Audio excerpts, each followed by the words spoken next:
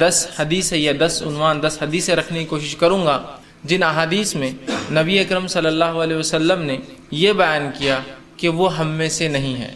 مطلب ایسے اعمال کا تذکرہ ان احادیث میں کیا گیا کہ جس میں رسول اللہ صلی اللہ علیہ وسلم فرمایا کہ لیس منا، وہ ہم میں سے نہیں ہے.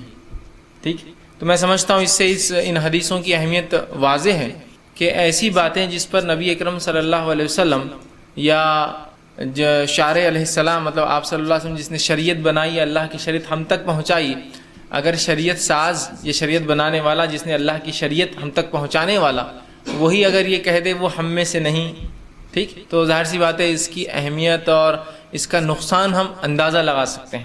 گو اس کے مفہوم میں اور معنوں میں محدثین نے مختلف الفاظ استعمال کیے کہ اس کا کیا معنی ہو سکتا ہے کہ جب نبی اکرم صلی اللہ علیہ وسلم کسی حدیث میں یہ کہہ دے کہ وہ ہم میں سے نہیں ہے، تو اس کے کئی معنی اور مفہوم لیے ہیں. تمام معنی اور مفہوم جو محدثین نے لیے اس میں سے سب سے ہلکا بھی لے لیا جائے تو بہت خطرناک ہمارے لیے ثابت ہوتا ہے. کچھ نے لیا ہم میں سے نہیں ہے سے مراد انہوں نے یہ لیا، اس کا فہم اور اس کا معنی یہ لیا کہ وہ جو ہے مسلمانوں میں سے نہیں ہے. جو پہلا فہم محدثین نے لیا وہ یہ ہے کہ وہ ہم میں سے نہیں. جب نبی اکرم صلی اللہ علیہ وسلم حدیث میں فرماتے ہیں تو اس کا معنی ہوتا ہے وہ مسلمان نہیں ہے. دوسرا معنی جو محدثین لیتے وہ یہ ہے کہ وہ ہمارے طریقے پر نہیں ہیں. مطلب مسلمان تو ہوں گا وہ لیکن ہمارے طریقے پر نہیں، مطلب جو طریقہ نبی اکرم صلی اللہ علیہ وسلم نے ہم تک لایا اس طریقے پر نہیں. تیسرا معنی اور مفہوم محدثین نے جو لیا اس کا وہ یہ ہے کہ وہ ہماری جماعت سے نہیں ہے. مطلب یہ کہ مسلمانوں کی جماعت سے نہیں ہے، یا جو جماعت کا تصور ہے اسلام نے دیا، مطلب مسلمان تو ہے لیکن جماعت سے نہیں. تو بہرحال ان تمام میں سے آپ کوئی بھی معنی لے لیں تو بھی بڑا خطرناک ثابت ہوتا ہے، چونکہ چاہے آپ یہ لیں کہ وہ مسلمان نہیں ہے، یہ تو بہت ہی خطرناک ہے. چاہے آپ یہ لیں کہ وہ ہم میں سے نہیں ہے یا ہمارے طریقے پر نہیں ہے، یہ بھی خطرناک معنی. چاہے وہ یہ لیں کہ وہ ہماری جماعت سے نہیں ہے، مطلب مسلمانوں میں سے نہیں ہے، مسلمانوں کی جماعت سے نہیں، مسلمان تو ہے لیکن جماعت سے بھٹکا ہوا شخص ہے. یہ تمام بھی اگر معنوں میں سے آپ کوئی بھی معنی لے لیں تو تمام کے تمام ایک مومن کے ایمان کے لیے خطرناک ثابت ہونے والے ہیں.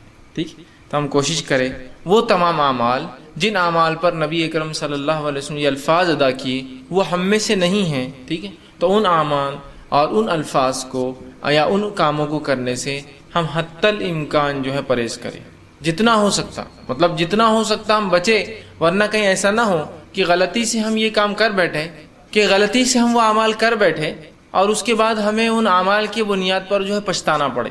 ٹھیک ہے، تو آئیے ہم دیکھتے ہیں ایک کے بعد ایک وہ روایتیں، وہ حدیثیں جس میں نبی اکرم صلی اللہ علیہ وسلم نے جو ہے یہ کہا کہ وہ ہم میں سے نہیں ہیں. معنی ہو سکتے ہیں مسلمانوں میں سے نہیں، ہماری جماعت سے نہیں، ہمارے طریقے پر نہیں، میری سنت پر نہیں، یا میرے بتائے گئے طریقے پر سے نہیں. بہرحال جو بھی اس کا معنی ہو سکتا ہے آئیے میں آپ کے سامنے رکھتا ہوں. پہلی روایت جو نبی اکرم صلی اللہ علیہ وسلم جس میں فرماتے ہیں، جو میں نے بہرحال ترتیب تو مختلف احادیث کی کتابوں میں آتی ہے، بہرحال میں نے اپنی ایک ترتیب دی ہے اس کو کہ چھوٹے معاملات سنگین معاملات کی طرف میں اس کو لے جاؤں گا انشاءاللہ. ٹھیک، نبی اکرم صلی اللہ علیہ وسلم فرماتے ہیں، صحیح بخاری کی روایت ہے، اور آپ صلی اللہ علیہ وسلم فرمایا اور کہا کہ لیس منا من ضرب الحدود وشق الجیوب ودعا بدعا الجاہلیہ، کہ آپ صلی اللہ علیہ وسلم فرماتے ہیں اور کہتے ہیں کہ وہ ہم میں سے نہیں. ٹھیک ہے، عبداللہ رضی اللہ عنہ حدیث کے راوی فرماتے ہیں کہ آپ صلی اللہ علیہ وسلم فرمایا وہ شخص ہم میں سے نہیں. ٹھیک، وہ شخص ہم میں سے نہیں جو جب غم کی حالت ہو، کوئی صدمہ اس پر آ جائے، کوئی مشکل اس پر آ جائے، جو وہ ہم میں سے نہیں ہے جو اپنے گالوں کو پیٹے اور اپنے گریبان کو چاک کرے، اپنے کپڑوں کو پھاڑے اور جہالت کی جو باتیں ہیں یہ جہالت کی پکارے. 3 باتیں بیان کی. وہ شخص ہم میں سے نہیں ہے جو جب کوئی غم ہو جائے، کوئی صدمہ پہنچے، کوئی مر جائے، کوئی نقصان ہو جائے تو اپنے گالوں کو پیٹے یا اپنے جسموں کو مارے، ضرب کا لفظ ہے، یا وہ اپنے گریبان کو کپڑوں کو چاک کرے، یہ بتانے کے لیے مجھ پہ بہت بڑی مصیبت آ گئی ہے. یا آپ تیسری چیز فرماتے ہیں کہ وہ جو ہے ایسی پکارے، ایسی بات کرے جب اس پہ کوئی غم یا کوئی نقصان یا کسی کی موت ہو جائے، ایسی پکارے جو جہالت کی پکارے. مطلب جہالت میں جو لوگ جس طرح سے پکارتے، جس طرح کی باتیں جب ان پر کوئی غم آ جاتا، چونکہ ان کے پاس تو کوئی اسلامی عقیدہ نہیں تھا تو لہٰذا وہ ایسی باتیں کرتے جو شریعت کے خلاف ہوتی، اللہ کی تقدیر کے خلاف ہوتی. ٹھیک ہے، اور جو ناپسندیدہ، اسلام نے ان باتوں کو پسند نہیں کیا. یاد رکھیں، تو 3 لوگ جو یہ کام کرے آپ نے فرمایا وہ ہم میں سے نہیں. ٹھیک، لیکن آج ہم دیکھتے ہیں نبی اکرم صلی اللہ علیہ وسلم کی بات بتانے کی بعد بھی کچھ لوگ ایسے ہوتے ہیں کہ سالہ سال اور صدی در صدی جو ہے کچھ لوگوں کے غم یا کچھ نقصانات یا کچھ خسارہ یا کچھ ہار مناتے ہی رہتے ہیں اس کو، جبکہ آپ سے فرما رہے ہیں کہ وہ ہم میں سے نہیں جو غم کرے اور جو ہے اپنے گالوں کو پیٹے۔ اب کوئی صدمہ ہو گیا کسی شخص پہ اور ہم دیکھتے ہیں کہ اس پہ کوئی صدمہ ہو گیا تو وہ اپنے آپ کو مارتا ہے۔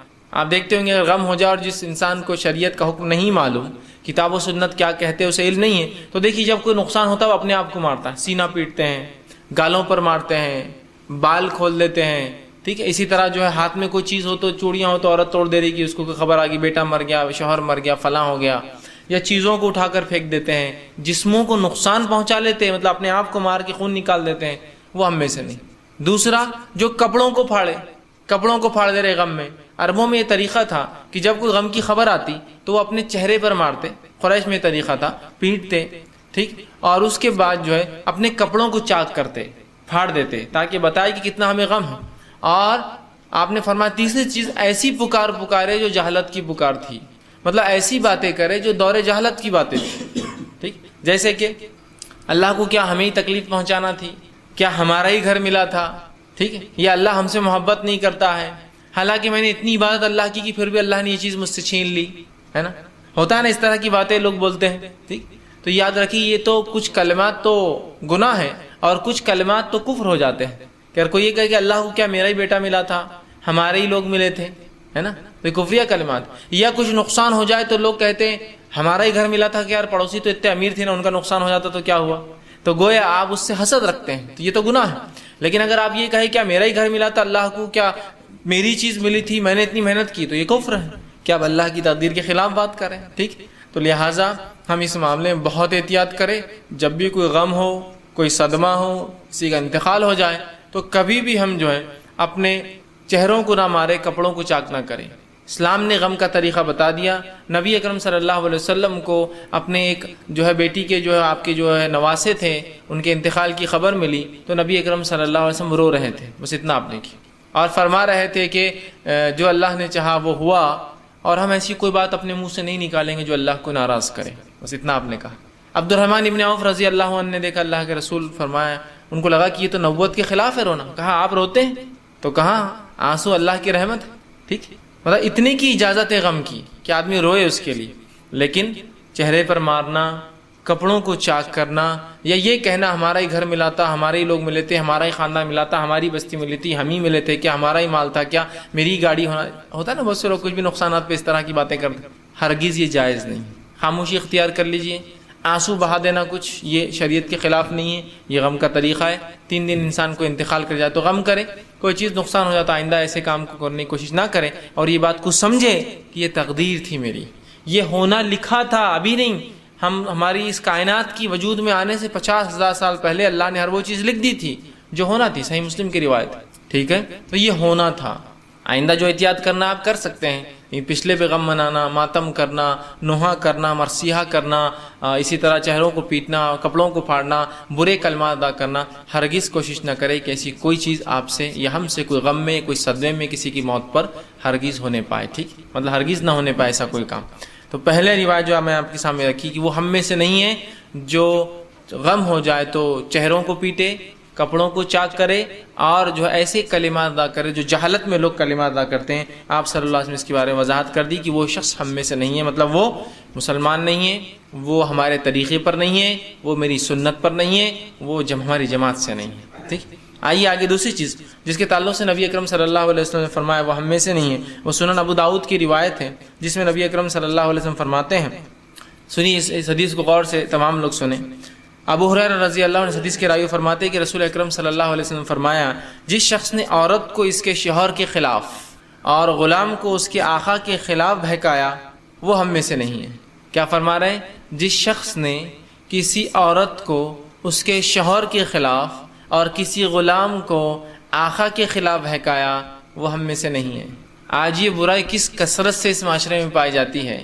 نبی اکرم صلی اللہ علیہ وسلم کہ ہم میں سے نہیں ہے، اس لیے کہ جب عورت کو اس کے شوہر کے خلاف بہکاتا ہے اس سے تمام تر گھر میں مسائل شروع ہوتے ہیں، اس لیے کہ اگر شوہر کو کوئی بہکائے تو شوہر کا معاملہ عورت کے مقابلے میں تھوڑا مضبوط ہوتا ہے، وہ اتنے آسانی سے نہیں بہکاوا میں آتا ہے۔ لیکن عورت تھوڑی سی کمزور ہوتی ہے اس معاملے میں، بات کو صحیح سمجھنے لگ جاتی ہے، تھوڑی سی ہوا کو بھی وہ بہت بڑا واقعہ سمجھتی ہے نا.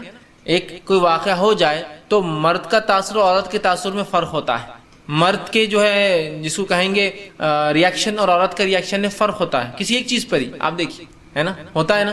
جیسا مثال کے طور پر ایک ایکسیڈنٹ ہو گیا جو کہ مرد عموماً عام طور سے دیکھتے رہتے ہیں، تو مردوں کا ریاکشن ارے یار غلط گاڑی چلا رہا تھا، اس نے ایسا نہیں کرنا تھا. اور عورتوں کا ریاکشن کیا ہو گیا اب کیا، مطلب اس لیے کہ مرد ہمیشہ دیکھتے ہیں اور پتا ہے کہ چھوٹا موٹا ایکسیڈنٹ ہے، تھوڑی آواز زیادہ ہوتی ہے گاڑیوں کی لیکن معاملہ درست ہو جائیں گے. عورت کو چونکہ علم نہیں ہے تو وہ کتنا گھبرا جاتی ہے، پریشان ہو جاتی ہے نا. تو آپ دیکھ رہے ہیں نا دونوں کے ریاکشن میں فرق ہوتا ہے.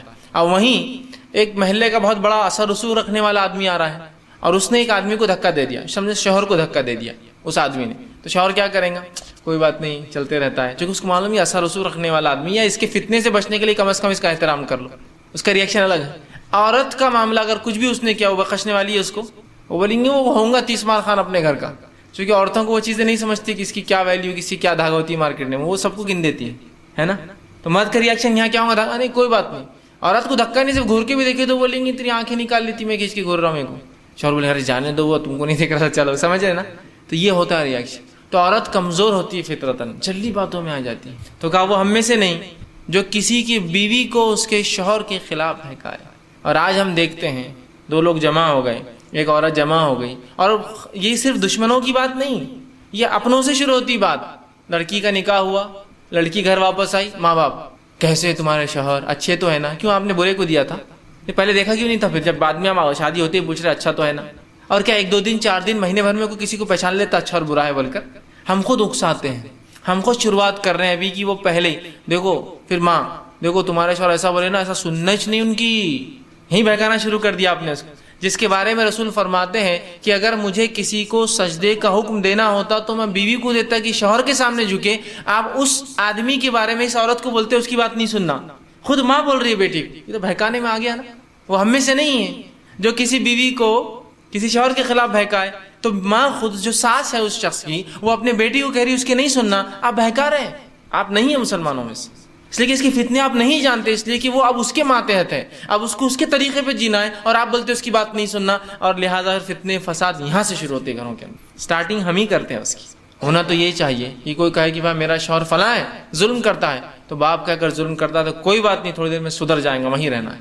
سمجھ رہا بات کو، بہکانا نہیں اس کو اس کے خلاف. تو ماں ہی شروع کر رہی ہے. دشمنوں کی تو چھوڑ دیجیے، دوستوں کا معاملہ، رشتہ داروں کا معاملہ. یہ سہیلی بہکا رہی ہے اپنی سہیلی کو شوہر کے خلاف، ارے یہ آدمی ایسی چیز ہوتا ہے ان کو ایسا کر کے رکھنا. معاشرے میں لوگ دیکھ رہے بہت خوش دکھ رہے میاں بیوی. اب بتاتے ہیں ان کو، بیٹھ گئے تمہارے شوہر تو وہاں دکھ رہے تھے، پتہ نہیں کیا کر رہے تھے. اچھا عورت بھی دکھ رہی تھی کوئی ان کے بازو. بات صحیح ہوگی ہو سکتا، لیکن آپ یہ فتنے کی نیت سے بول رہے ہیں. حالانکہ وہ بازار میں تھا اور ہزاروں عورتیں آ جا رہی تھی اس کے آس پاس. بولتی اچھا ایسا ہے، آپ کی نیت تھی ان میں جھگڑا لگا دے. تو وہ لائسا منا، وہ ہم میں سے نہیں ایسا شخص جو ایسا کرتا ہے، جو عورت کو اپنے شوہر کے خلاف بہکا دے. اس کو لوگ معمولی سمجھتے ہیں. رسول اللہ اس شخص کو ہم میں سے نہیں کہہ رہے ہیں. دوسرا فرمایا جو غلام کو آقا کے خلاف بہکا دے. اب بہرحال غلامی تو باقی نہیں رہی، ٹھیک، لیکن ایک معنی اور مفہوم ہو سکتا ہے جو شخص آپ کی خدمت اور محنت کرے، آپ اس کو اپنے مالک کے خلاف بہکا دیں، ہے نا. یہ بھی بالکل عام ہے. ٹھیک، آپ کسی کے پاس گئے بیٹھے، دکان پہ مالک نہیں ہے، نوکر ہے، یقیناً وہ غلام نہیں ہے، غلامی الگ چیز ہے، لیکن پھر بھی کہیں نہ کہیں وہ اس کا سرونٹ ہے، اس کام کی حد تک وہ اس کا ماتحت ہے، اس کو سننا ہے. ٹھیک، بیٹھے بیٹھے آپ بول رہے کتنی تنخواہ ملتی تم کو. نیت یہ نہیں کہ اس کی خیر خواہی کرے، نیت یہ کہ اس کو بہکائے. بولے 4000، 6,000 میں تو تم کو کوئی بھی رکھ لیتا ہوں، بول کے نکل گیا. وہ آدمی پھر اپنا مائنڈ بنانا شروع کرتا، صحیح بات ہے یار میرے کو اس سے زیادہ مل سکتے، اور اس کے بعد دھیرے دھیرے وہاں سے وہ نکل جاتا. نکلنے کے بعد آپ بولتے کہاں ہے، ارے میرے ہی پاس آ جا، چونکہ آپ کی رکھنا تھا اس شخص کو. تو کہا ہے وہ شخص ہم میں سے نہیں جو کسی عورت کو اس کے شوہر کے خلاف بہکائے اور کسی غلام کو اس کے آقا کے خلاف بہکائے. چونکہ یہ دونوں لوگ ماتحت ہوتے ہیں اپنے اتھارٹیز کے. بیوی کے اوپر شوہر اتھارٹی اللہ اور اس کے رسول کی بات، اور غلام کے اوپر اللہ اور اس کے رسول کی بات اس کا آقا اتھارٹی ہوتا ہے. تو آپ اتھارٹی کے خلاف اگر کسی کو بہکائیں گے تو اس کیا کرتے آپ، درخت اس کو آپ گرا دیتے اس کی نظروں میں، اس کے اہمیت ختم کرتے، جس کی وجہ سے اب وہ جس کے اس نے حکم سننا تھا وہ حکم نہیں سنتا ہے. ایک بیوی کو جب بہکا دیں گے شوہر کے خلاف، اس کا حکم سنیں گی، وہ کہیں گا یہ لاؤ، بولیں گے نہیں لاتی. بچوں کو فلاں کرو، نہیں کرتی، اس لیے کہ آپ نے بہکا دیا. اور پورے معاشرے کے اندر جب بنیاد بگڑ جائیں گے گھروں میں، تو آپ کو پتا ہے نا میاں بیوی جس گھر میں لڑتے ہیں وہاں بچے لڑتے ہیں، وہ پورا گھر لڑتا ہے. وہ پورے سماج میں لڑائی جھگڑے ہوتے ہیں جہاں شروعات گھر سے کمرے سے ہی ہوتی ہے. اسی طرح غلام اگر آقا کے خلاف بھڑکنے لگ جائے تو کیا ہوگا آپ کو پتہ ہے؟ تو رسول اللہ صلی اللہ علیہ وسلم فرمایا وہ ہم میں سے نہیں جو کسی بیوی کو، کسی عورت کو اس کے شوہر کے خلاف بہکائے اور کسی غلام کو اس کے آقا کے خلاف بہکائے. تو ہم کوشش کریں کبھی یہ خطا اور غلطی ہم سے نہ ہو، اس لیے کہ اس میں جہاں یہ گناہ ہے کہ وہ ہم میں سے نہیں ہے، وہیں حسد ہے، یہ جلن ہے، یہ اور چغلی بھی اس میں شامل ہوتی ہے. چغلی وہ کیا ہوتا ہے؟ چغلی وہ غیبت ہوتی ہے جس میں انسان دو لوگوں کو لڑانے کے لیے کرتا ہے. چغلی اس غیبت کو کہتے ہیں عربی زبان میں جو دو لوگوں کو لڑانے کی نیت سے آدمی کچھ بولتا ہے. غیبت وہ ہوتا ہے کسی شخص کے اندر جو چیز ہو وہ پیٹھ پیچھے کہے، پیٹھ پیچھے اس چیز کو کہے تاکہ دو لوگ لڑے، وہ چغلی ہے. اور اگر جو چیز اس میں نہیں ہے اور وہ کہے تو وہ بہتان ہے اس کے اوپر. مطلب ایک ہی چیز ہے لیکن تین نیتیں بدلنے سے گناہ بدلتے ہیں. چغلی مطلب غیبت کی ہی یہ تینوں قسمیں، ایک غیبت خود، ایک چغلی غیبت کی قسم ہے اور ایک بہتان. سمجھ رہے ہیں؟ تم خطن جو اس طرح سے کوئی کام نہ کرے. تو آپ نے فرمایا وہ شخص ہم میں سے نہیں، وہ آدمی یا وہ عورت ہم میں سے نہیں جو کسی عورت کو اس کے شوہر کے خلاف اور کسی غلام کو اس کے آقا کے خلاف بہکائے. تیسری چیز جس حدیث میں آپ صلی اللہ علیہ وسلم فرماتے ہیں وہ ہم میں سے نہیں، اس میں آپ نے فرمایا، یہ حدیث صحیح بخاری کی، آپ صلی اللہ علیہ وسلم فرماتے ہیں اور کہتے ہیں من حمل علینا الصلاح فلیس منا، جس نے ہمارے خلاف ہتھیار اٹھا لیا، جس نے مسلمان کے خلاف ہتھیار اٹھا لیا وہ ہم میں سے نہیں. کیا فرمایا آپ نے؟ کہ جس نے مسلمان کے خلاف یا ہمارے خلاف ہتھیار اٹھا لیا وہ ہم میں سے نہیں ہے. ٹھیک، مطلب مسلمان کے خلاف ہتھیار اٹھانا، مسلمان کا خون بہانا، مسلمان کو تکلیف پہنچانا شریعت میں یہ بہت بہت سنگین جرم ہے. اور صرف مسلمان کو نہیں، کسی بھی شخص کو، کسی بھی انسان کو، کسی بھی جانور کو بنا وجہ مارنا، تکلیف پہنچانا، خون بہانا، یہ گناہ ہے اسلام میں. صرف مسلمان نہیں، لیکن مسلمان کی حرمت تو اور زیادہ ہوتی ہے مسلمان کے نزدیک. تو لہٰذا اگر کوئی مسلمان کسی مسلمان کے خلاف ہتھیار اٹھا لیتا ہے تو آپ نے فرمایا فلیس منا، وہ شخص جو ہے ہم میں سے نہیں ہے جو کسی ہمارے خلاف ہتھیار اٹھائے. اب اس میں ہمارے خلاف سے مراد موجودہ وقت خلیفہ کے خلاف ہتھیار اٹھائے، قاضی یا جس کو گورنر بنایا جائے خلیفہ کی طرف سے اس کے خلاف ہتھیار اٹھائے، کسی مسلمان جو کسی پوسٹ پر یا کسی مرتبہ فائز ہے اس کے خلاف ہتھیار اٹھائے، یا عام مسلمان دوسرے عام مسلمان کے خلاف ہتھیار اٹھائے، تمام لوگ اس میں شامل ہیں. لیکن آج دشمنان اسلام نے اور خود مسلمانوں نے اپنی جہالت اور کمزوری میں ایک دوسرے کے خلاف دیکھیے کیسے ہتھیار اٹھا لیے کہ ان ممالک میں تو بات سمجھ میں آتی ہے جہاں مسلمان اور غیر مسلمانوں کا تعلق ہے اور وہاں فتنے فساد ہوتے اور لوگ مرتے ہیں. لیکن آج ہم دیکھتے ہیں ہمارے ہی ملک دونوں طرف مسلمان اور ایک دوسرے کو دھڑلے سے اور خوشی منا کر اور ایک عام اعتبار سے قتل کیا جا رہا ہے. دیکھیے کئی ممالک کو آپ اٹھا لیجیے، ایک فہرست آپ کے ہاتھ نکل جائیں گی کہ مسلمان ہی مسلمان کا قاتل بن بیٹھا ہے. کہیں تھوڑی سی جماعت کی عصبیت پر، کہیں تھوڑے سے جو ہے زبانی یا نسل اختلاف کی بنیاد پر. آپ دیکھیے نا افریقہ کے ممالک سے لیجیے جہاں سے شروع ہو رہے مراکش سے لے کر تو ہندوستان سے آگے انڈونیشیا تک آپ چلے جائیے، کتنے ممالک ہیں جو امن اور امان میں ہیں، مسلمان ایک دوسرے کے خلاف ہتھیار اٹھائے ہوئے ہیں.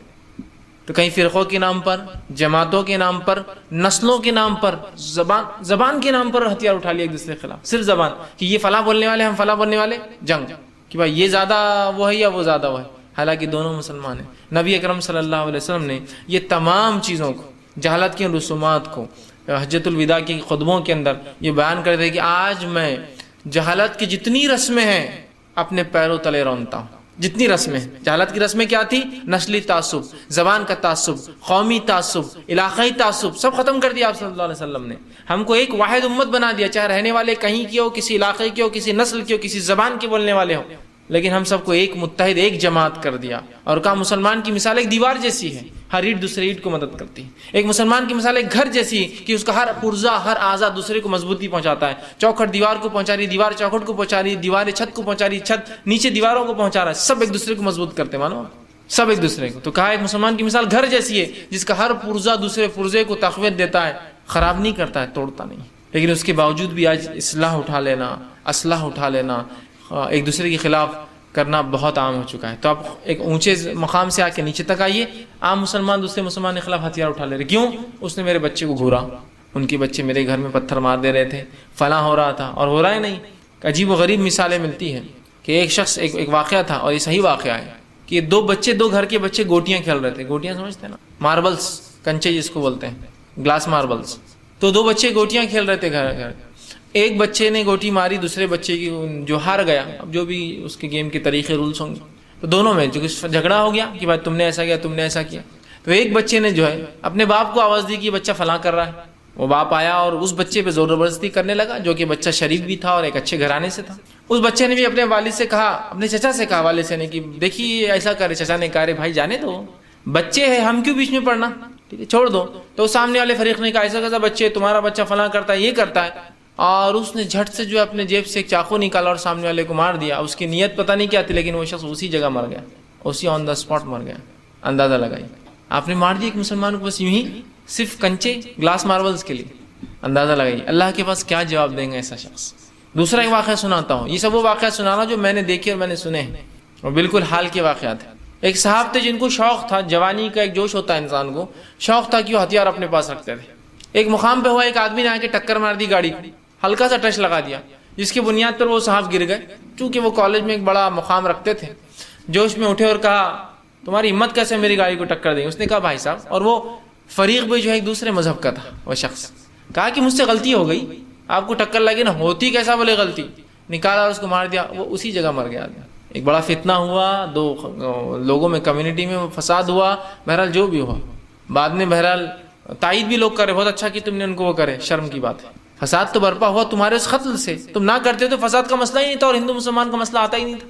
تو کہا وہ ہم میں سے نہیں جو ہتھیار اٹھا لے ہمارے خلاف، تو ہمیں تو کسی کے خلاف بھی ہتھیار اٹھانے کی اجازت نہیں بے وجہ، ٹھیک ہے، ہم نہیں کر سکتے، یہ کام یاد رکھیے۔ اور وہ واقعہ جو لوگ سناتے ہیں نا کہ عمر ابن خطاب رضی اللہ عنہ کے پاس وہ یہودی ایک بار رسول اللہ صلی اللہ علیہ وسلم کے پاس گیا، وہاں فیصلہ سنا، آپ صلی اللہ علیہ وسلم نے اس کے خلاف فیصلہ کیا، وہ عمر ابن خطاب رضی اللہ عنہ کے پاس آیا، پھر عمر ابن خطاب نے فیصلہ کیا، اس کے بعد کہا کہ میں محمد صلی اللہ علیہ وسلم کے پاس بھی گیا تھا، انہوں نے فیصلہ میرے حق میں نہیں کیا، تو عمر ابن خطاب نے تلوار نکالی، اس کی گردن الگ کر دی۔ کیا پاگل ہو گئے کہ مسلمان ایسی روایت بیان کرنے کے لیے؟ یہ واقعہ موضوع ہے۔ کیا عمر کیا کوئی دیوانہ یا پاگل شخص تھا کسی یہودی کو اٹھا کے تلوار چلا دے صرف ایک فیصلے کی بنیاد پر؟ جو یہودی رسول اللہ صلی اللہ علیہ وسلم کو نبی نہیں مانتے، عمر ان کو قتل نہیں کر رہا، صرف فیصلہ نہ کرنے نہیں سننے پہ قتل کریں گے؟ عقل کا بھی کوئی تقاضا ہوتا ہے، تو لہٰذا بولے غیر مسلموں کو مارنا جائز ہے، فالتو۔ یہ روایت موضوع ہے، جھوٹی ہے، سمجھ رہے ہیں آپ بات کو؟ یہودی ایمان نہیں لائے رسول اللہ پر، تو کبھی عمر نے ان کو قتل نہیں کیا، تو صرف ایک فیصلہ نہ سننے پہ قتل کریں گے؟ تعجب کی بات ہے نا، یہ بہت بری بات ہے۔ ایسی موضوع اور ضعیف روایتیں بیان کر کے ہم خود اپنے آبا اجداد، اپنے نبی، اپنے صحابہ اور اپنے لوگوں اور اپنے دین کو بدنام کرتے ہیں۔ بہرحال تو وہ ہم میں سے نہیں جو ہمارے خلاف ہتھیار اٹھا لے، یاد رکھیں۔ تو کوئی مسلمان کسی مسلمان کے خلاف ہتھیار نہیں اٹھا سکتا، یاد رکھیں، نہیں اٹھا سکتا، ورنہ اتنے معمولی وجوہات پر قتل و غارت گیری مسلمانوں نے مچائی۔ اللہ ہم پر رحم کرے۔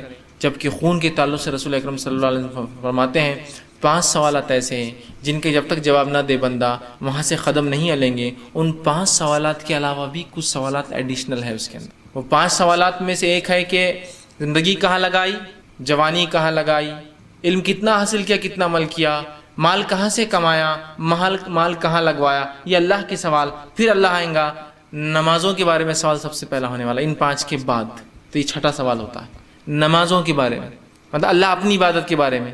اور اس کے بعد جو سب سے پہلا سوال ہوگا وہ ہوگا خون کے بارے میں، جو کہ 7واں سوال ہوگا۔ خون، کسی کا خون تو نہیں بہایا، مطلب اللہ اپنے احکامات، اپنے حکم، اپنی عبادت کے بعد اگر کوئی سوال کرے گا تو بندوں کے بارے میں کہا خون تو نہیں بہایا۔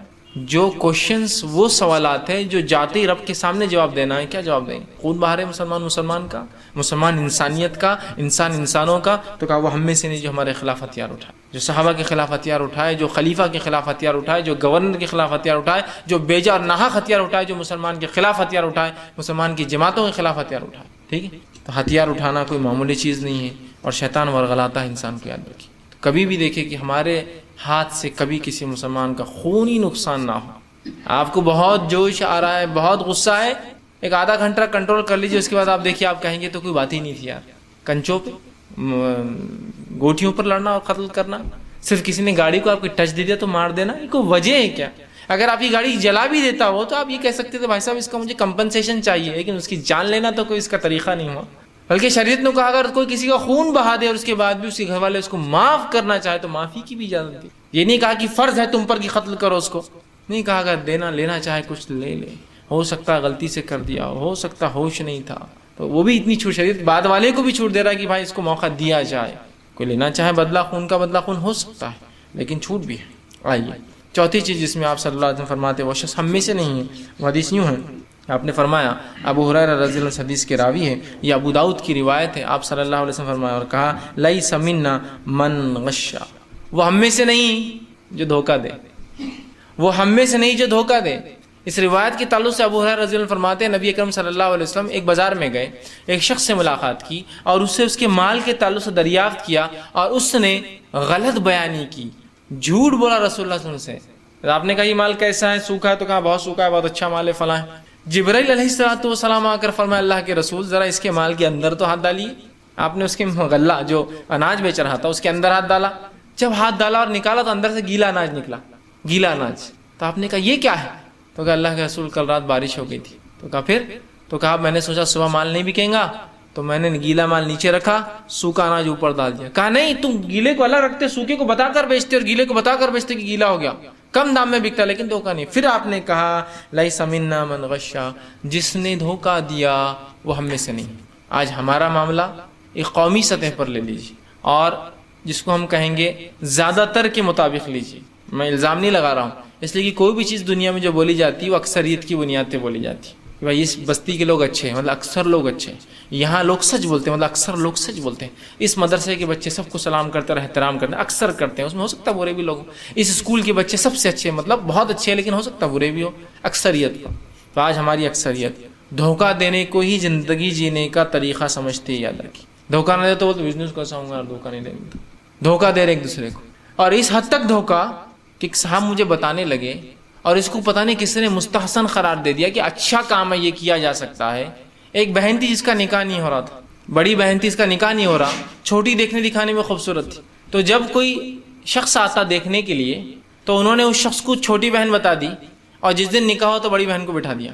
آپ کیا کریں گے، اس کے بغیر شادی نہیں ہو سکتی ہے۔ دھوکہ نہیں ہوا، اللہ اس شخص پر رحم کرے، بعد میں مجھے پتا چلا اس نے قبول بھی کر لیا اس کو، بڑی بات۔ کوئی شخص اگر ایسے اتنے بڑے دل کا ہو تو بڑی بات، یہ انداز لگایا آپ نے دھوکہ دیا اس کو۔ دھوکہ ہی ہے شریعت میں۔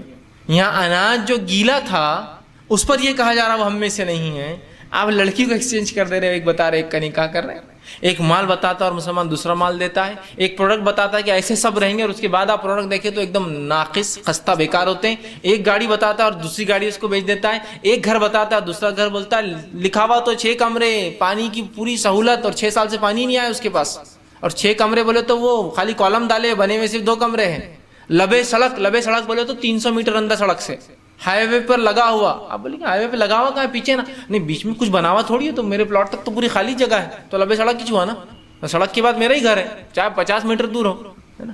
اور لوگ بول رہے ہیں یار یہ کیسی بات ہے یار، یہ کیا تھا، نہیں یہ مارکیٹنگ کا طریقہ ہے، کسٹمر اٹریکٹ ہوں گا تو لیں گا، لبے سڑک نہیں بولیں گے تو کوئی آئیں گا کیسا اپنے پاس۔ تو کیا ہمارا دین اور شریعت دھوکے کی اجازت دیتا ہے آپ کو؟ نہیں، آ کر تو انہوں دیکھ لیں گے نا، لیکن آپ غلط بیانی کیوں کر رہے ہیں؟ شروعات آپ کی دھوکے سے ہے، یاد رکھیے، اور جس چیز کی شروعات غلط ہوتی ہے نا خاتمہ بھی درست نہیں ہوتا ہے۔ ارے یہ سب سے اچھا، اس سے اچھا تو مل ہی نہیں سکتا مارکیٹ میں، کیوں؟ تو اگر یہاں سے ہم بولیں گے یہ اچھا نہیں ہے تو آگے چل جائیں گے، ہاں ہوتا ہے نا، آگے چل جائیں گے کسٹمر، تو بول دو یہ سب سے اچھا، ارے یہ سب دوسری کمپنیاں فالتو رہتی، یہ سب سے اچھی، مطلب آپ نے اس کو ریٹنگ ویٹنگ کر کے سب سے اچھا بنا دیا اس کمپنی کو اس وقت، حالانکہ وہ کمپنی کچھ بھی نہیں، ارے اس سے اچھی چیز تو مل ہی نہیں سکتی آپ کو مارکیٹ میں، آپ نہیں بولتا، ارے انہوں بول رہے تو پھر لے لینا چاہیے، ٹھیک ہے۔ اس حدیث سے ایک بات اور یہ بھی پتہ چلتی ہے کہ ہمیں تحقیق کرنا چاہیے، صرف انسان کا چہرہ دیکھ کر اس پہ اعتماد نہیں کرنا چاہیے۔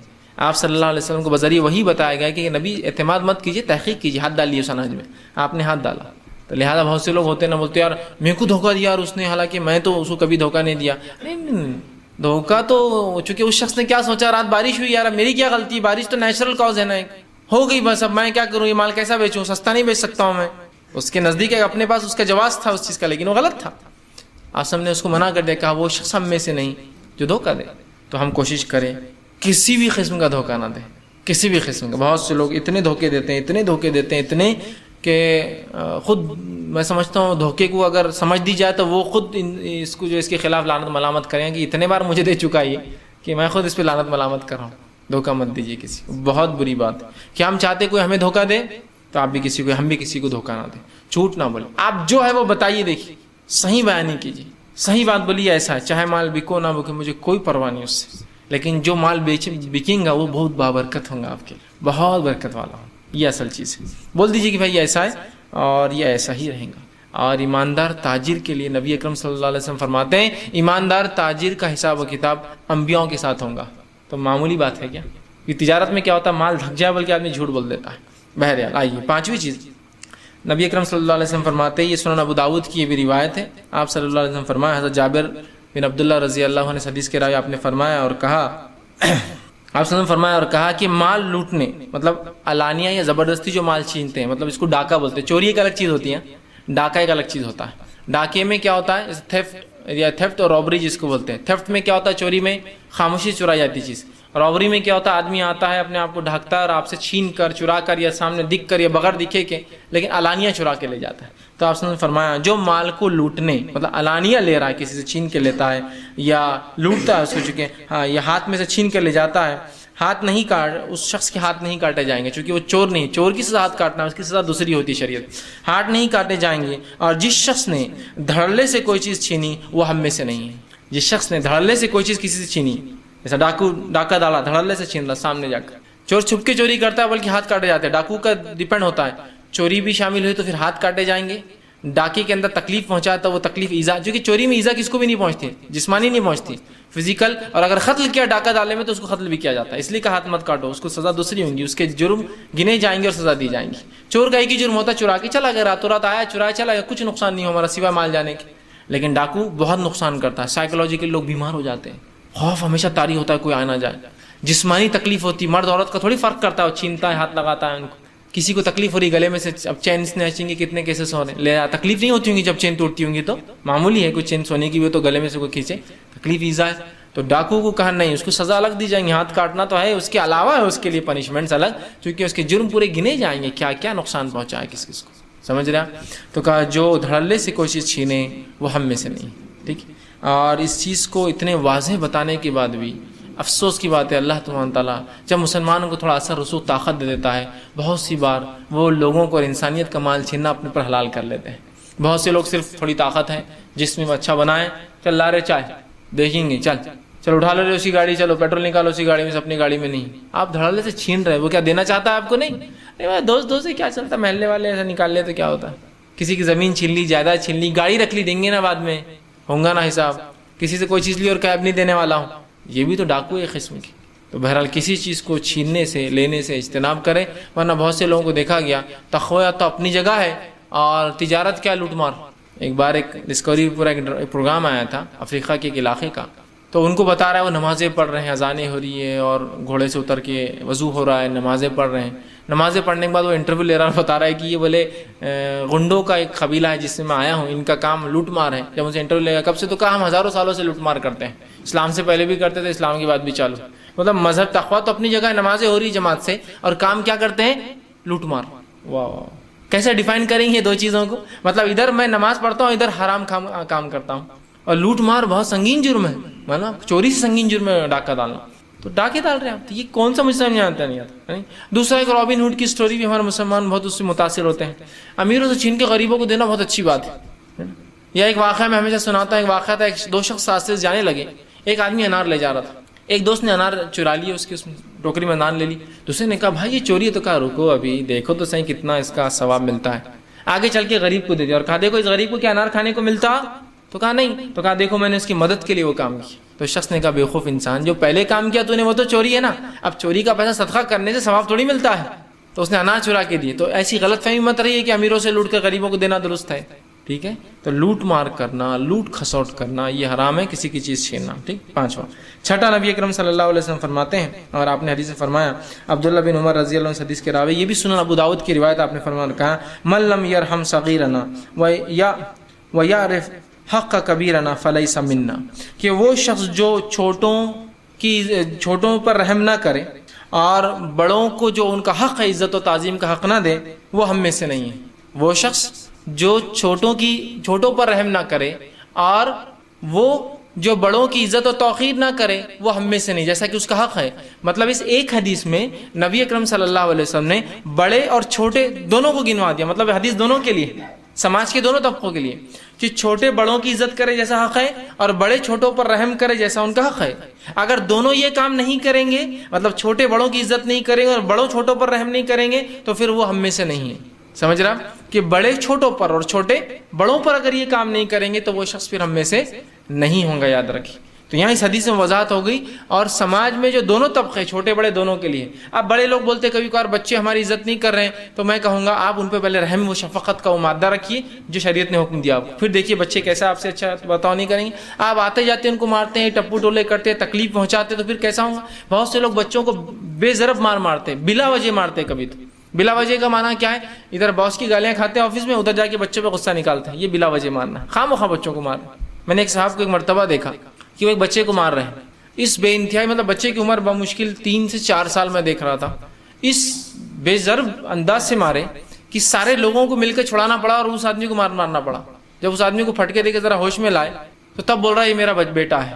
تو لوگوں نے کہا تیرا بیٹا ہوں گا لیکن تجھے اسے مارنے کا حق تھوڑی. اس طرح کہ اس نے اتنا مارا کہ اس کے ناک میں سے اور کان میں سے خون نکلنا شروع ہو گیا, راستے پہ کھڑے بالکل ایک بھرے بازار میں.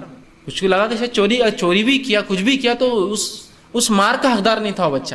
ٹھیک. اب آپ نے کہا میرا بچہ تھا, میرا کام. صرف اس نے ایک دکان پہ, اس کی پان کی دکان تھی, بچے سے کہا وہ پان والے سے جلدی پان لا, کسٹمر کھڑا ہے, بچہ تھا, رک گیا, کچھ تو بھی کھاتے پیتے رک گئے. تو اس نے اتنا بے ضرب پان مارا. اس کو حق نہیں ہے, اس کا شریعت اس کو اس کا حق نہیں دیتی. تمہاری اولاد ہے ٹھیک, لیکن تم مارنے کا اس کو بے ضرب حق نہیں ہے, بلا وجہ حق نہیں ہے. دوسرا, چھوٹے بچے ہیں یا چھوٹے, ہم لوگ چھوٹے سا, چھوٹے کی مراد ہمیشہ چھوٹے بچے نہیں. میں ہوں, میرے والد مجھ سے بڑے اور میں چھوٹا ہوں ان کے مقابلے, میرے دادا مجھ سے بڑے اور میرے والد ان کے مقابلے میں چھوٹے, ہے نا. تو لہٰذا بڑوں کی وہ بھی اکرام اور عزت کرے. لیکن بڑوں سے ہمیشہ چھوٹوں سے مراد چھوٹا بچہ تو سمجھتا بھی نہیں اکرام کیا ہے. مراد یہ کہ جو عمر میں چھوٹے ہیں وہ اپنے سے عمر میں بڑوں کی عزت کرے, اور جو عمر میں بڑے ہیں وہ اپنے چھوٹوں پر رحم اور شفقت کا معاملہ رکھے, چاہے وہ چھوٹا بچہ ہو یا جو ہے لڑکپن میں ہو یا بالغ بچہ ہو یا کسی بھی عمر کے مرحلے میں ہو. یہ بھی اس میں انکلوڈ ہو جائیں گا. تو کہا وہ شخص ہم میں سے نہیں جو چھوٹوں پر رحم نہ کرے اور بڑوں کی جیسا حق ہے ویسی توقیر اور عزت نہ کرے. اور آپ صلی اللہ علیہ وسلم نے ایک روایت میں اس بات کو یوں سمجھا اور کہا کہ اگر اے نوجوانوں تم میں سے اگر کچھ لوگ چاہتے ہیں یا تم چاہتے ہو کہ بڑھاپے میں تمہاری عزت ہو تو تم جوانی میں بوڑھوں کی عزت کرو, اسات دے اور اسات دے. جوانی میں عزت کرو, بڑھاپے میں عزت دو. بڑھاپے کے لیے خاص کیوں کہا گیا معلوم آپ کو؟ بہت سے لوگ بولتے بڑھاپے کیوں خاص کہا گیا. دیکھیے جب میں جوان ہوتا ہوں, جان پہچان, پوزیشن, پوسٹ, مرتبہ, ہر کوئی سلام کر رہا ہے, الگ الگ گروپ سے میری عزت ہے, تعظیم ہے, توقیر ہے, بڑا منسٹر ہوں, بڑا فلاں ہوں, بڑا یہ ہوں, بڑا علامہ ہوں, سب ہوں. اب میری زندگی کا مرحلہ آتا ہے جب میں بوڑھا ہو جاتا ہوں. اپنے زندگی میں بہت بڑا انسان تھا میں, لیکن بڑھاپے میں کوئی نہیں پہچانتا. جیسے آپ کسی گھر گئے, ایک بوڑھا آدمی کھانستا ہو نکلا, آپ پوچھے بچی یہ کون ہے, تو بولتا ہے میرے دادا ہے, یہ کمشنر آف پولیس رہ چکے ہیں. لیکن آج کوئی پہچانتا ہے ان کو؟ کوئی نہیں پہچانتا ان کے دادا کو. یہ میرے دادا یہ کیا تھے, یہ نظام کے زمانے میں فلاں تھے. آج کوئی پہچانتا ہے ان کو؟ کوئی نہیں پہچانتا ہے نا. تو بڑھاپے میں کیا ہوتا ہے, چونکہ آدمی کو پہچانتا نہیں ہے, اس کی کمزوری زندگی ہوتی ہے, تو اس کی بے عزتی کرنا آسان ہوتا ہے. تو کہا ہاں اس وقت میں اس کو عزت دو, اس لیے کہ تم بھی اس مرحلے میں جاؤ گے جب جوانی سے ہٹ جاؤ گے, جان پہچان ختم ہو جائیں گے, کوئی نہیں پہچانے گا. بہت سی بار تو لوگ اتنے بڑے بڑے پوزیشن سے فائز ہوتے ہیں, انتقال کرتے تو کسی کو پتہ بھی نہیں ہوتا کون تھا یہ آدمی, ہے نا. تو کہا اس لیے بوڑھوں کے لیے خاص کہا گیا, ان کو جو حق ہے ویسی عزت دو. ٹھیک ہے. اور پھر بڑوں سے کہا گیا کہ تم پھر بچوں کے تعلق سے رحم کا معاملہ کرو. ٹھیک. چھٹی چیز جو آپ نے حدیث میں فرمائی, بہرحال چھٹی چیز یہی تھی جو میں نے آپ کے سامنے رکھی. ساتویں بات جو حدیث میں آتی ہے کہ جس کو نبی اکرم صلی اللہ علیہ وسلم نے وہ ہم میں سے نہیں کہا, اس کے تعلق سے آپ وسلم فرماتے اور کہتے ہیں, اس میں 2 حدیثیں میں نے لایا ہوں چونکہ دونوں ایک ہی اس سے تعلق رکھتی تھی. ایک یہ ہے کہ آپ صلی اللہ علیہ وسلم فرماتے ہیں, اور آپ نے کہی سنن نسائی کی روایت ہے کہ من لم یاخذ شاربہ فلیس منا, جو شخص جو ہے اپنی مونچھوں کو نہ تراشے وہ ہم میں سے نہیں. اور اسی سے ملتی جلتی چونکہ دونوں فطرت سے تعلق رکھنے والی چیزیں ہیں, یہ صاف صفائی سے اور ان کا پاکیزگی سے تعلق ہے. دوسری روایت جس کے اندر آپ نے فرمایا وہ ہم میں سے, اس میں آپ نے فرمایا اور کہا, یہ روایت مسند احمد کی, آپ نے فرمایا وہ شخص جو اپنے زیر ناف کے بال نہ کاٹے, ناخن نہ تراشے اور مونچھیں نہ کاٹے وہ ہم میں سے نہیں. مطلب جو ان کا اپوائنٹڈ وقت ہے, جو 40 دن میں زیر ناف کے بال, مونچھ کے بال اور ناخن 40 دن اس کا وقت ہے, یاد رکھیے. جو صحیح مسلم کی روایت ہے, آپ صلی اللہ علیہ وسلم فرماتے ہیں کہ صحابہ فرماتے رسول اللہ صلی اللہ علیہ وسلم نے ہم کو 40 دن کا وقفہ دیا کہ اس کے اندر ہمیں ناخن تراشوانے ہیں, زیر ناف کے بال نکالنا ہے, بغل کے بال صاف کرنا اور مونچھیں تراشوانا ہے. یہ کام 40 دن کے اندر کرنا ہے, میکسیمم لمٹ 40 کے بعد یہ گناہ ہے, یاد رکھیے. تو آپ نے فرمایا وہ شخص ہم میں سے نہیں جو اپنے مونچھوں کو نہ تراشے, اس لیے کہ یہ طہارت سے تعلق رکھنے والی باتیں ہیں, اور پاکی آدھا ایمان ہے شریعت کہتی ہے. دوسرے حدیث میں فرما رہے ہیں آپ کہ وہ شخص ہم میں سے جو زیر ناف کے بال نہ کاٹے, جو بغل کے بال نہ نکالے, جو مونچھ کے بال نہ کاٹے, یا جو ناخن نہ کاٹے اور مونچھ کے بال نہ کاٹے, بغل کے بال کا لفظ اس میں نہیں بھرا. ٹھیک. تو ہمیں کوشش کرنا چاہیے کہ ہم پاکی اور طہارت کا بہت اہتمام کریں, اور بالخصوص یہ فطرت کے جو آداب ہیں ان کا لحاظ رکھیے اور اپنے بالوں کو ترشوائے, ورنہ وہ شخص ہم میں سے نہیں, مطلب وہ ناپاک ہے, وہ اپنے اوپر نجس رکھتا ہے، اس لیے کہ وہ ایسے مقامات ہیں جسم کے جہاں بال آنے سے یا اس کو نہ صاف کرنے سے نجس گندگی ہوتی ہے، اور اسلام ایک پاکیزہ دین ہے، وہ ہمیں اور آپ کو طہارت کا حکم دیتا ہے، تو لہٰذا ہم طہارت کی کوشش کریں، اور اس میں طہارت میں شامل ہے کہ آپ ناخنوں کو صاف رکھیں، کم از کم 40 دن میں ایک بار تو کاٹنا ہی ہے، میکسیمم زیادہ سے زیادہ، ٹھیک، اور میکسیمم لمٹ مونچھ ناخن بغل کے بال زیر ناف بال کی 40 ڈیز ہے، اس سے زیادہ آپ رکھیں گے تو یہ غیر فطری عمل ہے، یہ گناہ کا عمل ہے، یاد رکھیں، ٹھیک ہے۔ تو لہٰذا آپ نے فرمایا کہ وہ ہم میں سے نہیں جو مونچھوں کو نہ تراشے، وہ ہم میں سے نہیں جو زیر ناف کے بال نہ نکالے، ناخن نہ تراشے اور مونچھوں کو نہ تراشے، ہم کوشش کریں یہ فطرت اور اس صفائی کا ہم خیال رکھیں۔ 8ویں حدیث آپ صلی اللہ علیہ وسلم نے جس میں فرمایا کہ وہ ہم میں سے نہیں، آپ فرماتے اور کہتے ہیں، اور آپ نے کہا عقیدے سے، اس روایت کا عقیدے سے بھی تعلق ہے، ابو مسعود رضی اللہ عنہ حدیث کے راوی، وہ کہتے ہیں، یہ سنن ابو داؤد کی بھی روایت ہے، آپ نے فرمایا کہ آپ وسلم فرماتے ہیں کہ سانپوں کو قتل کیا کرو، جو ان کے انتقام سے ڈر جائے تو وہ ہم میں سے نہیں ہے۔ آپ بولیں گے کیا میں سانپ کو مارنے کا اسپیشل حکم دے رہا ہوں؟ نہیں، عربوں میں ایک عقیدہ تھا کہ اگر سانپ کو قتل کر دیا جائے تو اس کے قبیلے والے یا اس کا مؤنث یا مذکر اگر ہو تو مؤنث، میل ہو تو فیمیل، فیمیل ہے تو میل، مطلب ناگ ہے تو ناگین، ناگین ہے تو ناگ، بدلہ لینے آتے ہیں، ہے نا۔ ہندوستان میں وہی روایتیں ہیں نا، اور پکچروں کے اثرات تو ماشاءاللہ بہت زیادہ ہیں ہم پر، اللہ رحم کریں، مطلب وہی اثرات سے تو ہم اکثر دین کو بھی سمجھتے ہیں، ہے نا۔ میں بار بار کہتا ہوں کہ رفع دین بہت سے لوگوں نے کب معلوم ہوا تھا آپ کو کہ رفع دین، کچھ لوگ جنہوں نے عربوں کو دیکھا ہوگا اپنے علاقے میں ان کو چھوڑ دیجئے، لیکن ایسے چھوٹے موٹے بستیوں میں جو پہلی بار لوگوں نے دیکھا نماز کا یہ بھی طریقہ ہے، تو ایک پکچر تھی جس کے اندر ایک ہیرو تھا، وہ رفع دین سے نماز پڑھ رہا تھا، تو تب لوگوں نے دیکھا اچھا یہ بھی نماز کا طریقہ ہے۔ بہت سے لوگ ہیں جنہوں نے پکچروں سے بہت ساری باتیں آپ دیکھیے جو دین اور اسلام کی پکچروں سے سیکھی، ایسا مسلمان کس کو کہتے ہیں تو ہاں ایک پکچر میں فلاں ہیرو نے کہا تھا مسلمان اسے کہتے ہیں جس کا مسلم ایمان، او ہو یہ کہاں سے آیا مسلم ایمان؟ تو بولے پکچروں سے، ہے نا۔ تو پکچر سے ہی ہم سیکھتے ہیں تمام تقریباً چیزیں، اس لیے کہ اس سے کافی گہرا تعلق رہا مسلمانوں کا، ہے نا۔ اور پکچروں نے بھی بتایا کہ چونکہ مسلمان اتنا کثرت سے دیکھتے تھے کہ پرانی جتنی پکچریں ہیں اور جو بہت مشہور معروف پکچر ہے، ہیرو سے مسلمان ہی رہتا تھا، کلمے پڑھتے ہوئے مر رہا، کلمے پڑھتے ہوئے گر رہا، درگاہ کی چادر آ کے لگ جا رہی، درگاہ پہ سجدے کر رہا، درگاہ پہ جا رہا تو شیطان دور چلے جا رہا، قوالی ہو رہی تو جن بھوت نکل جا رہے اس سے، درگاہ میں سے روشنی آ رہی، فلاں ہو رہا، بسم اللہ کی برکت سے کھانا بڑھ جا رہا، مرا بچہ زندہ ہو کے آ جا رہا، ہے نا۔ پکچر دیکھیں نا، اٹھائیے، ایک فہرست ہے پکچروں کی ہمارے پاس، تو ہم اسی سے سیکھتے ہیں۔ تو یہ سانپ، آپ اس عقیدے کو توڑنا چاہ رہے ہیں کہ اگر ایک موذی جانور آپ کے گھر میں نکلا اور آپ یہ نہیں انتقام لے سکتا ہے، کیسا انتقام لیں گا ایک سانپ؟ مجھے سمجھ میں نہیں آ رہا۔ اللہ نے اس کو عقل نہیں دی انسانوں کے جیسی، تو جو سانپ کو اس لیے قتل نہ کرے کہ نہیں انتقام لے سکتا ہے تو وہ ہم میں سے نہیں۔ اور خاص طور سے لوگ بولا کرتے تھے، میں بھی اس بات کو جانتا ہوں کہ سید لوگ سانپ نہیں مارنا۔ ایک بار ایک سانپ نکل گیا اور میں نے سوچا اس کو ماروں، تو کچھ لوگوں نے کہا نہیں سید صاحب آپ نہیں مار سکتے۔ میں نے کہا کیوں؟ آپ سید ہے، بولے سیدوں سے صاحب زیادہ انتقام لیتے، بولے۔ میں نے کہا اب کیا کریں، ٹھیک ہے سمجھ آیا بات کو، اتنی دیر میں نالے میں چلے گا سانپ، مطلب وہ نکل گیا ہو، میں نے کہا اب نالے میں چلے گا تو کوئی مسئلہ بھی نہیں، لوگوں کو تکلیف نہیں، وہ بستی میں تھا لیکن تھوڑی دیر پہلے بہت تیزی سے نالے میں چلا گیا۔ اندازہ لگائی کیوں؟ تو بولے سیدوں سے انتقام لے سکتا ہے نا۔ یا کچھ لوگ اس لیے نہیں مارتے کہ نہیں اس کی ناگن جو ہے، اس کا، اب سانپ کو جب آپ ماریں گے تو اس کا مذکر مؤنث دکھتا کیسا آپ کو؟ ہر بار ناگن ہی واپس آتی ہے، ناگ نہیں آتا۔ ناگ کو مار دیا بولے ناگن آ گئی ہے، تو آپ اس کا جینڈر پہچانتے کیسا ناگ اور ناگن کا؟ ہاؤ، مطلب معلوم بھی تو ہو کہ جینڈر کیسا، یہ ناگ ہے ناگ۔ تو آپ اس عقیدے کو توڑ رہے ہیں، اس عقیدے کو جو یہ سوچ کر سانپ کو نہ مارے یا کسی موذی چیز کو کہ نہیں اس کو مارنے سے اس کے گینگ والے، اس کے گروپ والے اس کا مذکر یا مؤنث بدلا لیں گے، وہ بھی ہم میں سے نہیں۔ ایسا عقیدہ اتنا کمزور رکھنے والا وہ ہم میں سے نہیں۔ اسی طرح آپ صلی اللہ علیہ وسلم فرماتے، جو 9ویں روایت ہے جس میں آپ نے صلی اللہ علیہ وسلم فرمایا اور کہا، یہ روایت بھی سنن ابو داؤد کی، آپ فرماتے اور کہتے ہیں لیس منا من دعا الی عصبیۃ، ٹھیک، وہ ہم میں سے نہیں ہے جو عصبیت کی دعوت دے، تعصب کی دعوت دے۔ پھر فرماتے ہیں ولیس منا من قاتل علی عصبیتی، وہ ہم میں سے نہیں ہے جو عصبیت تعصب کی بنیاد پہ قتل کرے۔ اور پھر فرماتے ہیں ولیس منا من مات علی عصبیتی، اور وہ ہم میں سے نہیں ہے جس کی موت عصبیت پر ہوئی ہو، تعصب پر ہوئی ہو۔ وہ ہم میں سے نہیں ہے جو عصبیت کی بنیاد پر لوگوں کو پکارے یا لوگوں کو بلائے، اس کی دعوت دے۔ وہ ہم میں سے نہیں ہے جو عصبیت کی بنیاد پر کسی کا قتل کرے۔ وہ ہم میں سے نہیں جس کی موت عصبیت کی تعصب کی بنیاد پر آئی ہو۔ بڑی اہم حدیث یاد رکھیے، تعصب کی بنیاد پر قتل کر رہے ہیں۔ تعصب کیا ہے؟ ابو داؤد کی روایت، نبی اکرم صلی اللہ علیہ وسلم فرماتے اور کہتے ہیں تعصب یہ ہے، آپ سب بیان کریں، تعصب یہ ہے کہ ایک آدمی ناحق اور ظلم میں اپنی قوم کا ساتھ دے، یہ تعصب ہے، اپنے لوگوں کا ساتھ دے۔ ناحق اور ظلم میں اپنی قوم یا اپنے لوگوں کا ساتھ دینا، اس کو کہتے ہیں تعصب۔ تو کہا وہ ہم میں سے نہیں جو تعصب کی دعوت دے۔